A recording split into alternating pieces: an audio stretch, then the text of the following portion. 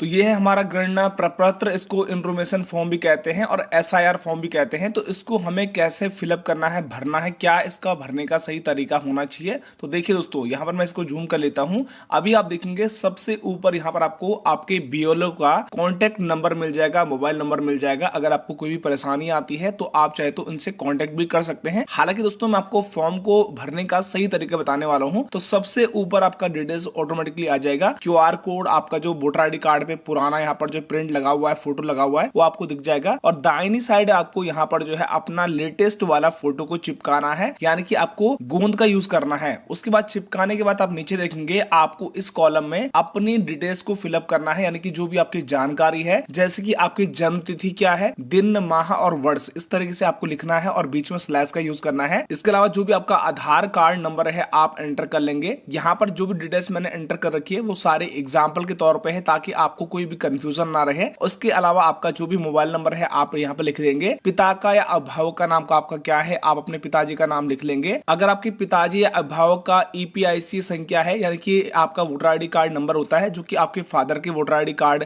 पे लिखा रहेगा सबसे ऊपर। इसके अलावा आपकी माताजी का पूरा नाम क्या है आप यहाँ पर लिख देंगे, और आपकी माताजी का ईपीआईसी संख्या क्या है, यानी कि वोटर आईडी कार्ड नंबर क्या है, वो भी आप देखकर यहाँ पर लिख सकते हैं। इसके अलावा जो भी आपका पति या पत्नी का नाम है आपको यहाँ पर जो है लिख लेना है। अगर आपकी शादी हो रखी है, आप मैरिड हैं, तो अगर आप जो है पुरुष हैं तो आपको अपनी वाइफ का, पत्नी का नाम यहाँ पर लिखना होगा। और अगर आप पत्नी हैं, यानी कि आप लेडीज हैं, तो आपको अपने हस्बैंड का, पति का नाम यहाँ पर लिखना होगा। इसके अलावा जो भी आपका हस्बैंड या वाइफ का नाम आपने लिखा होगा, उनका यहाँ पर वोटर आईडी कार्ड नंबर क्या है, ईपीआईसी नंबर क्या है, आप देखकर यहाँ पर लिख देना। इसके अलावा दोस्तों आप नीचे आएंगे तो यहाँ पर आपको दो अलग अलग कॉलम्स नजर आएंगे। तो इस दोनों कॉलम्स का मतलब क्या है, ध्यान से आप समझना। यहाँ पर जो दो कॉलम दिए गए हैं, सबसे पहला जो कॉलम है कि पिछले एसआईआर की मतदाता सूची में मतदाता का विवरण। अब याद रखिएगा, अगर आपका लिस्ट में नाम होगा 2002-2003 वाली में, तो आपको पहला कॉलम भरना है और दूसरा आपको यहाँ पर छोड़ देना है। अब याद रखिएगा कैसे आपको वोटर आईडी कार्ड में चेक करना है, कैसे डाउनलोड करना है 2002-2003 वाली, इसके लिए मैं आपको आगे चलकर बता दूंगा कि कैसे आपको देखना है। लेकिन पहले हम समझ लेते हैं कि अब आपको क्या करना है। जैसे मेरे केस में, मैं यहाँ पर 2002-2003 में मैं बहुत छोटा था, उस टाइम पे मैं वोटिंग नहीं करता था, यानी कि मेरा वोटर आईडी कार्ड नहीं बना हुआ था। तो मैं पहले वाले कॉलम को यहाँ पर छोड़ दूंगा।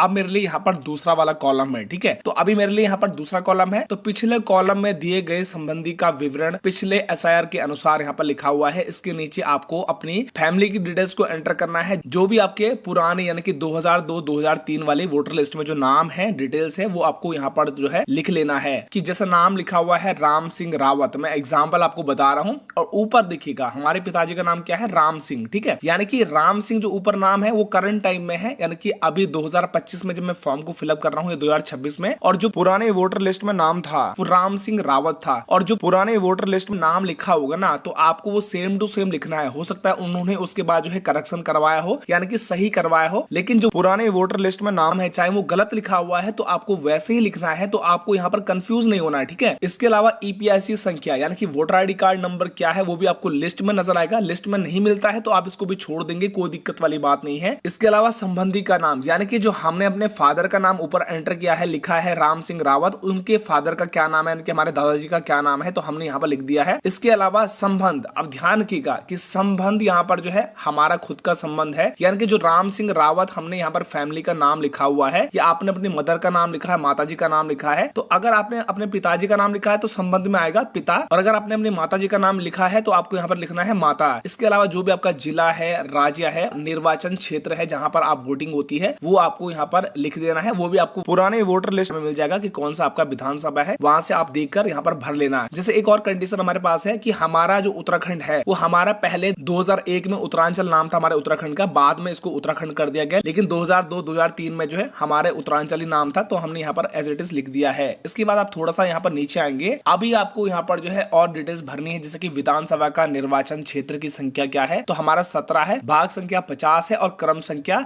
भी 400 है। तो जो यहाँ पर तीन डिटेल्स मैंने भर रखी है 17, 50, 400, ये हमने अपने वोटर लिस्ट जो पुरानी वाली वोटर लिस्ट है 2002-2003 की, वहां से हमने इसको निकाला हुआ है। आखिर में आपको नीचे यहाँ पर अपना एक साइन कर लेना है। अगर आप साइन करना नहीं जानते हैं तो आपको अंगूठा यहाँ पर लगा देना है। इसके अलावा बहुत सारे लोग ऐसे भी होंगे जो यहाँ पर अपने घर में नहीं होंगे, वो बहुत दूर जॉब कर रहे होंगे, उनके घर पर यहाँ पर जो फॉर्म आया हुआ है, तो अपने पेरेंट्स से आप इस फॉर्म को भरवा दीजिएगा और जमा करवा दीजिएगा, कोई दिक्कत वाली बात नहीं है। इसके बाद दोस्तों आपको इस इस फॉर्म को जो है बीएलओ को देना है और नीचे आप देखेंगे ना बीएलओ के हस्ताक्षर, यहाँ पर आपको इसको छोड़ देना है क्योंकि बीएलओ जो हमारा होता है ना वो यहाँ पर साइन करता है। इसके अलावा दोस्तों एक जरूरी बात मैं आपको बताना चाहूंगा, जब भी आप इस फॉर्म को भरते हैं तो आपको इसका एक प्रिंट आउट निकाल लेना है, ताकि अगर आपसे कोई गलती हो जाए तो आपको दोबारा से जो प्रिंट आउट आपने निकाला है उस फॉर्म को आप दोबारा से भर सकते हैं। अब बात करते हैं कि किस तरीके से आपको 2002-2003 की वोटर लिस्ट डाउनलोड करनी है, तो इस पर भी मैं ऑलरेडी वीडियो बना चुका हूं। अगर आपको देखना है वीडियो तो वीडियो के डिस्क्रिप्शन में आपको लिंक मिल जाएगा, आप उस वीडियो को जरूर देखिएगा। अब आपको इस फॉर्म को जो है बीएलओ के पास जमा करना है और आपका डिटेल जो है यहाँ पर अपडेट हो जाएगा। इसके अलावा दोस्तों अगर आप चाहते हैं कि ऑनलाइन कैसे आपको इस फॉर्म को फिलअप करना है और ऑनलाइन आपको कैसे उसको जमा करना है, अगर आप इस टॉपिक पर वीडियो चाहते हैं तो आप नीचे कमेंट बॉक्स में कमेंट करके जरूर बताना कि आपको इस पर वीडियो चाहिए। जल्दी से जल्दी मैं आपके लिए एक नया वीडियो लेकर आऊंगा।